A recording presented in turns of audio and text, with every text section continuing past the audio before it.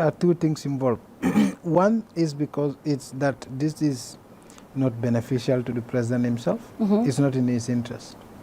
He's just angry. I think he's emotional about what Voice has done, and he's allowed his emotions to take the best of him. Okay. But this is not in his interest. One, he is not out of cash. He's not cash strapped, so he doesn't need Voice money to. Yeah. And two is that this is going to cost him a lot in his reputation, in his international standing, in the Gambia's own international press freedom ratings. And, you know, people look at international press freedom indexes and ratings and say, no, you know, it's just ratings. No, it's not just ratings. When people want to, major investors, not these scammers who come around with politicians. Yeah. When major investors want to come into a country, they do due diligence. Quite a number of times, people they approach for due diligence are people who take all these rankings, whether you're doing the business indexes, your rankings in terms of justice delivery in your country, broader freedoms in your country, press freedoms in your country. Because people want to know if they would have access to justice if I come into this country. Yeah. And I invest in this country. These things are important. And secondly, also your international obligations. I mean, you've signed a number of you've signed up to a number of international organizations. You're part of ECOWAS, you're part of UN, you're part of AU. All these are international institutions that respect freedom of expression. And it affects your standing. You know? I mean, it's ridiculous for police to arrest somebody because he said the president would likely give away to another person. Another person. I mean, it's ridiculous, really. Because it hurts no one at all. I mean, and, you know, I read the argument that they are saying, no, but this could bring the president's reputation under the eyes of under the eyes of the normal members of the society. I mean, I'm like, what? Like, yeah. I mean, it's normal for political successions to be in the news anywhere in the world. Anywhere. And this is a standard anywhere. And it's interesting also that in the Voice story, they reached out to both sides. To both sides. And, you know, in fact, it's refuted in the same story. Yeah. So there is actually no reason at all for this kind of lawsuit. It's not in the interest of the president or the country for either the president to sue or the police to pursue criminal dimension to the case. So it's unfortunate, really. And I don't think the Voice has done anything wrong. For me, the fact of the matter is two members of the government, the president himself and the Minister of Environment, at the same time, says a lot about what this government... I think what they could do, I think what they should have done in a normal system, because one of the things that a functioning government, a government that is democratic, encourages investigative journalism, not discourages it. And part of the major things that now discourages investigation, in fact, currently there are fundings, you know, in advanced world, particularly by organizations like Organized Crime and Corruption Reporting Project, that helps journalists to take care of their legal costs and even their livelihoods, who are under legal, who are confronted with lawsuits. Yeah, it's now a trend in most of the developed world by rich people. If you publish a story about them, even if the story is true, they take you to court. And they make sure you are there because they know one thing. For them, these are millionaires, billionaires, millionaires. Legal cost is nothing to them. They don't even have to go to court. But they can make sure you go there every day. And then you are going back and forth in the court. So it's a way of discouraging journalists also. And, you know, that brings me to your area. You specialize in investigative stories. You and I know sheriff will not divulge his source in any court. Yeah. Now take him to mile 2, he will not tell you this is the person who told me Yes. this. You will not do that. No journalist will do that. Now, if you write, as an investigative journalist, you write a story, you have your evidence, you have all the detail, you know this source is so credible. Like, you can swear your life on his credibility, and you write a story. And then, if this is the way we're going, it looks like there will be a lot of lawsuits, because government officials can just come up, because they know we will not divulge our sources. They can come up and say, oh, the story that you wrote about me is a lie. And they didn't have to go to court. And then they will have to go to court. Now, how does this affect, our role as media practitioners, but particularly you as... It affects a lot of, it affects in a lot of way. First is that lawsuits are themselves come with a lot of baggage. So, for example, your family will be in a huge emotional distress. Yeah. That's one. Secondly, it puts a lot of huge financial burden that some of the journalists, and a lot of the journalists, cannot accommodate. It also puts them under a lot of emotional stress, because the family is asking a lot of questions. The family is under huge emotional stress, and journalists are also put under huge emotional stress. So it provides enough disincentive to become an investigative journalist, or to become a journalist at all. Yeah. And so you would rather do what every other person is doing. Yeah, is doing. And then the society loses at the end of the day. Well, yeah, but that's also to the interest of the politicians. So like they say in the OSCCRP, in fact, some organizations there are organizations that have a policy that if a journalist dies doing this story, that story must be completed. We must come together and find out what he was doing and complete it, because that is the reason why they kill him. So we must make sure that story is completed. Yeah.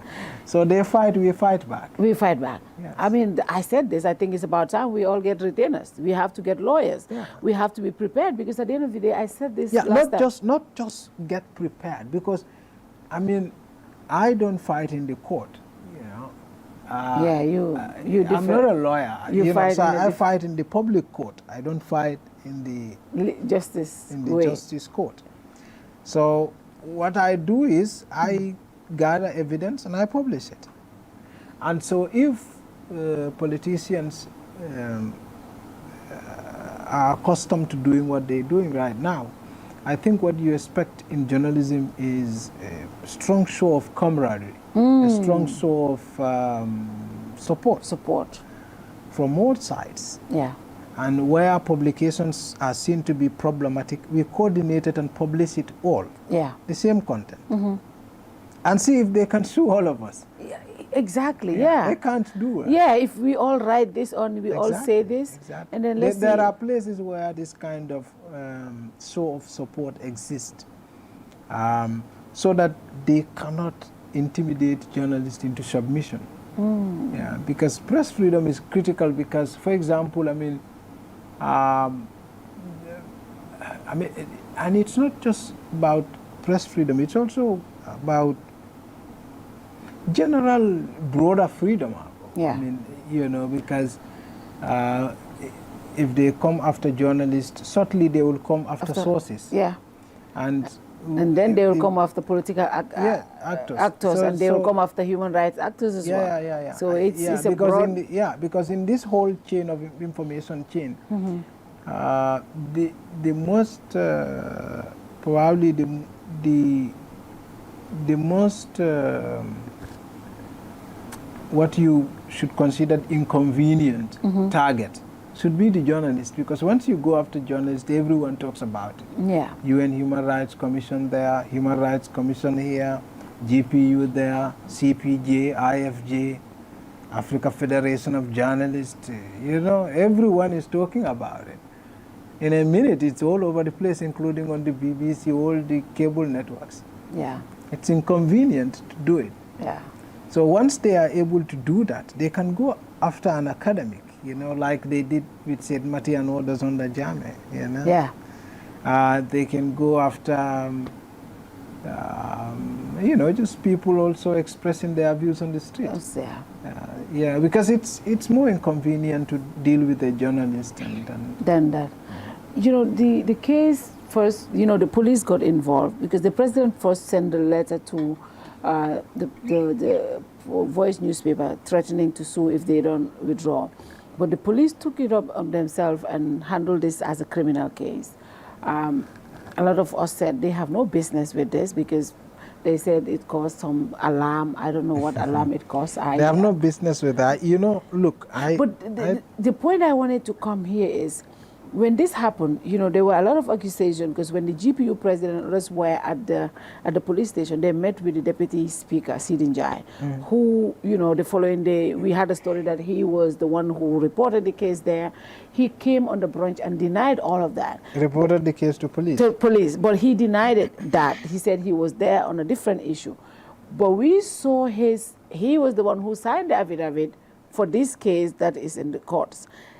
And it's like, it's just giving us an idea, really, what we thought, that it was Sidi who took this case to the police. Because now his fingerprint is all over this case. He's the one signing the affidavit.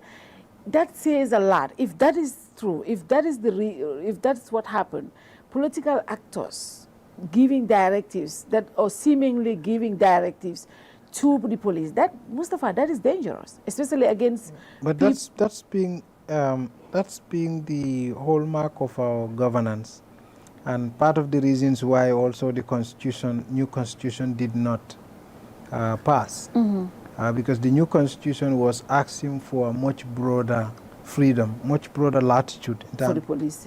For the police, the police IGP, in terms of the hiring process, wants a lot more independence for the police force. And you could see it was very controversial point. It was. Under the Constitution. So, and I used to say that unless you have political reform, there will be no security sector reform. Security sector reform, it's a project proposal idea. It's the government's own idea to utilize as a cash cow to raise funds and put it into something. It's ridiculous. I mean, the only thing you need to have is political reform. If the president stays in his line, the ministers stay in their line, everybody stays in their line, police will stay in their line. The police don't stay in their line because they are having directives. They are having incentives to act otherwise. You know, unless you have political, like we talk about the military did this, military did that, even under Jammeh. The military didn't do anything that the civilian authority never asked them to do. Yeah. They didn't. Yeah. It's either they asked them to do directly or indirectly. Now, indirectly, how do you do that? You have to create an incentive for somebody to do a particular set of actions. You know? If you reward bad behavior, you will have a lot of bad people on the street. In the streets. Exactly. So if you reward bad conduct in the police, you will have a lot of top officers who will take it upon themselves and do things that are not necessarily right, but they are politically rewarding. And I think this one is. I mean, quite frankly, I mean, under the so-called law that the police charged this voice gentleman, it's clear that once you are not suitable to be charged under that law, once you have given a right of reply to any party. So there is no basis for criminal offense under that law. Yeah. Because the voice has given them a right to reply. Exactly. Yeah. And so if you look at it also in terms of the value of the information that is said in the story, you realize that this story causes no harm. It is just saying that the president has thought about this and he almost makes a decision. And one of the things that I regretted most is that also the whole thing played into what I think was an internal issue within NPP. Within NPP. And some of us who are very keen followers of politics know that. So there are internal issues, not just in NPP, but also within the broader coalition. And so these are complex issues. I mean, You don't want to bring conspiracy theory to care further. So let's focus on the subject. But yeah. I think this is why there is an unreasonable reaction. And, you know, for me, I said, it seems like whenever we talk about third term and succession plan is always an issue. And I mean, just not President Barrow, we have seen that across Africa. Why is this a problem when African leaders don't even want us to talk about their succession plan? If you are a leader of our country, we're going to have interest in whatever you do. We want to even know what you eat. Why do we always talk about President Barrow and Kong and all the stuff? Why do we talk about Darboe and Mahal and all that? It's because they are leaders. We want to know what they want. We want our leaders to be healthy. And that's the whole point. That's the whole point. And we want to know if President Barrow is not in office. Once you are president, there are certain... once you are president, there are certain things you have... there are certain things about your life. I mean, you just don't have privacy. You don't have privacy. No, that's what it is. Yeah. Once you are president, you just don't have privacy. Yeah.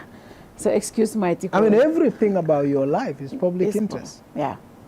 So at the end of the day now, we have to get prepared, all of us. I hope you have a lawyer. No, not me. Well, who better than you?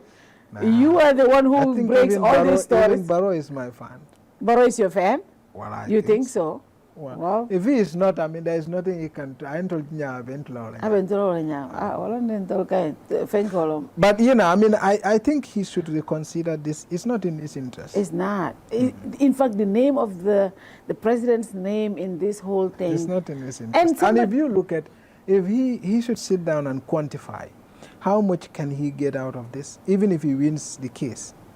And internationally, he should also take an honest person to look at what this would cost him, by his reputation, everything, and also our press freedom indexes and all that stuff. I mean, when the press freedom indexes come out, the government issues a press release and celebrate it. Yeah. So I mean, you know, you cannot be. It's counterproductive. That is why, I mean, I was suggesting to the GPU that they should go and sit down with them. And I didn't know what they... Why? So this is my issue with you and some members of the GPU. Because I heard this, some people say, oh, we should go and sit with the president. I suggested No, for me, I believe if anybody does that, it's going to look like you're going to beg the president. No. And for me, let me finish. I feel like if anybody goes to discuss with the president regarding this case, you're making it look like you're begging the president to drop this case. And I feel like then we're admitting that the Voice newspaper story is wrong, number one. I was even against all these meetings that are going on. There are meetings going on. You know, some people went to Sheriff, telling Sheriff to apologize, you know, apologize to the point of even having a meeting with the minister. No, if 2 days ago, I think there are two. I think there are two parties here. Why? No, I think there are. I told Sheriff, don't do that. Don't do that. I think there are two parties. I will not go to any of those meetings. Exactly. I will not. Because you one are a journalist, and two, you are a publishing house, right? Yeah. The people who are supposed to meet the president are politicians like the president. GPU? Yes. GPU is a political institution. It's not a press freedom. It's not a publishing house. Voice should not go to meet the president. Yeah. Voice have no business talking to the president. Oh, okay. They did their job. They just do their job at the Voice newspaper. It ends. But mark my words. The GPU, it's a political entity established to protect journalists and journalism organizations and press freedom and all whatnot, right?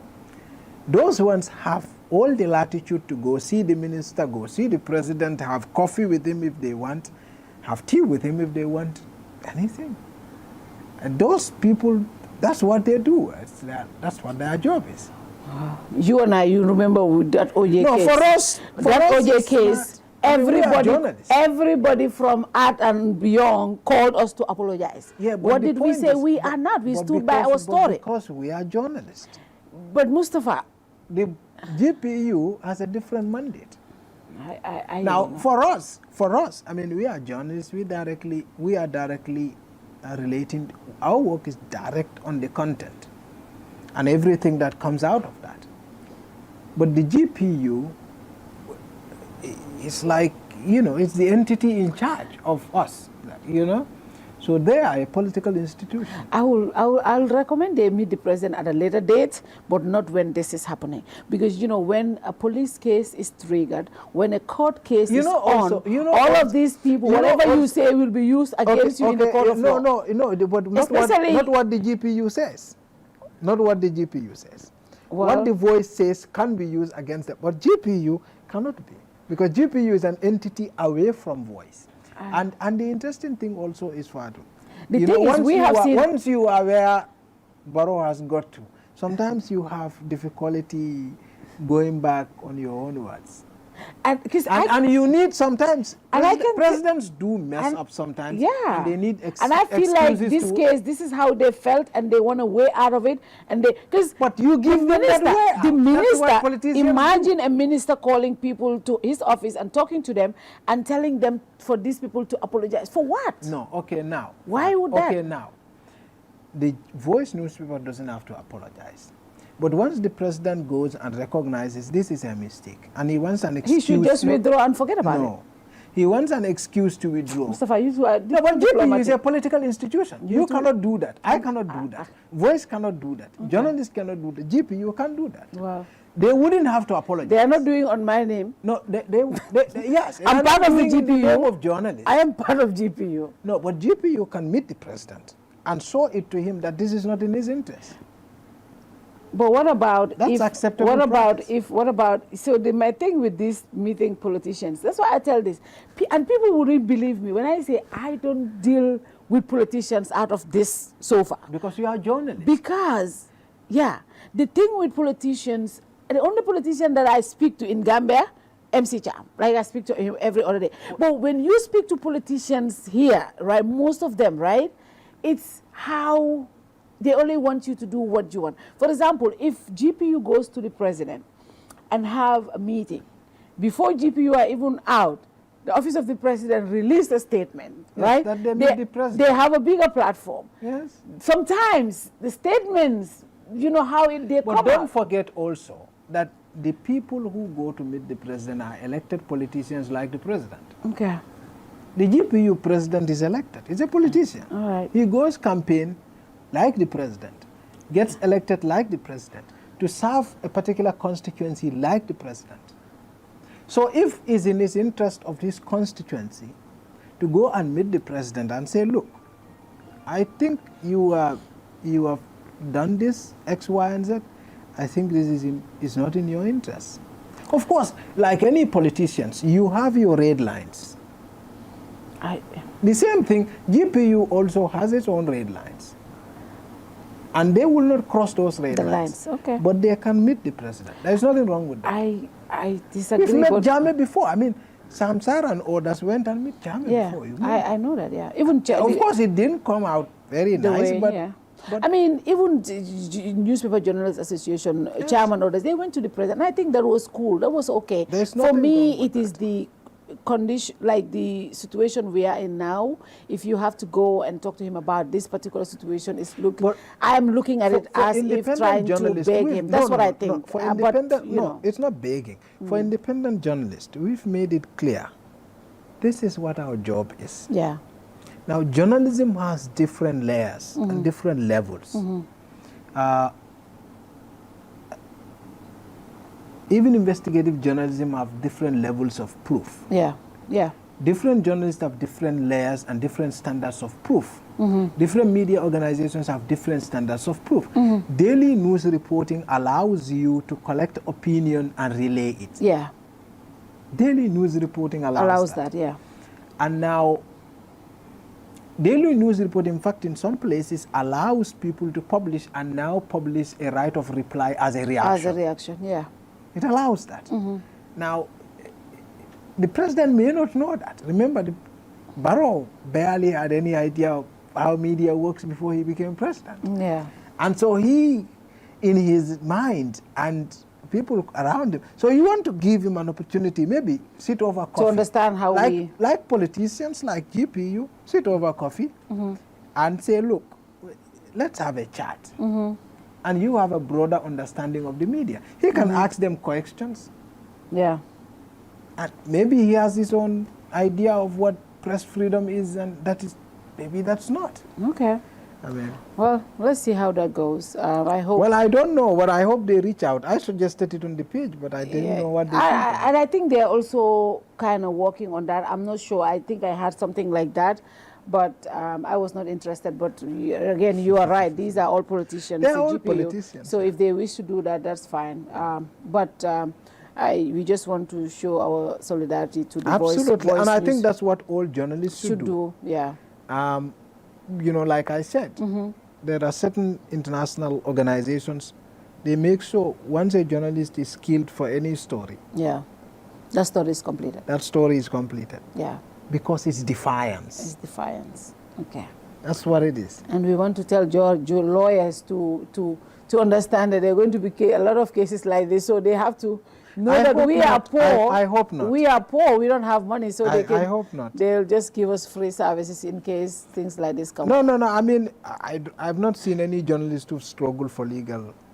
It's just worrying. It's just worrying if this is going to be the trend. It's a little concerning, but yeah. It was tougher under Jammeh, but GPU was able to stand its ground and. Yeah. I mean, the truth is that, Fadu, and I'm sure Barrow will come to realize this little later, there are things that are a waste of not just your time, but they are also against your interest. And top on that list, it's a war with the media. War with the media. And we trust the judiciary.